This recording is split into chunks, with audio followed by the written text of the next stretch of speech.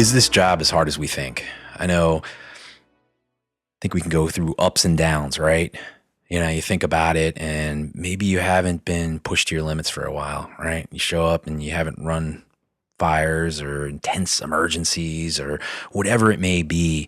You haven't done that in a while. And it's pretty much the mundane, you know, straightforward EMS call. Someone's just kind of sick. You just go in there and pick them up, put them in the, transport unit and go to the hospital. Or you run smoke detector beeping, change some batteries, or a fire alarm sounding, or a car accident where there's really nothing, everyone's pretty much okay.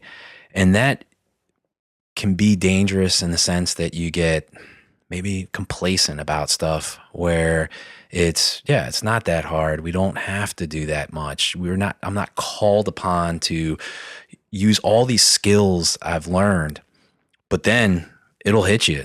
Sometimes it's game on and it's overwhelming. The pace of the incident, the pace of the fire, the situation, the number of problems you're dealing with, the number of patients, the number of things that you're trying to sort through, it can be really overwhelming. And then that reminds you that it's not about that you run maybe 90% of your calls and they're pretty straightforward. You know how to handle those. You're really preparing for that 10%. You're that insurance policy for your community in the worst situation. And you have to think about that 10%. What do I have to be ready for? And you can't prepare for everything, but you have to prepare for that 10%, the stuff that's going to be really hard. And you should think about that. You should think about what am I going to get challenged with?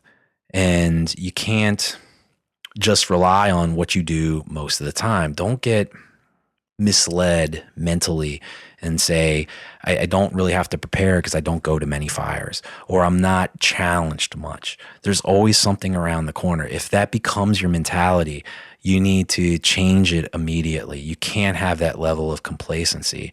You gotta look at what could happen, and you have to prepare for that, and you gotta stay sharp. So I'm not saying every day you gotta go crazy and do these hard, demanding drills, but take aspects of what is going to push you. Take aspects of, throwing ladders, aspects of forcible entry, aspects of deploying and moving charged hose lines, and take parts of those and break them down and train on them, and realize that at a certain point you can be called on to do these really hard things, and talk about that with your crew about, we need to be ready for this, and we're going to have to spend some time preparing. We can still have fun and all the other stuff, but there's always something out there. There's always something on the horizon that we may not be ready for, or it's going to push us to our limits.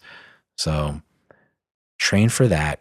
Don't just look at the 90% of what we do. There's that 10% that we have to be ready for.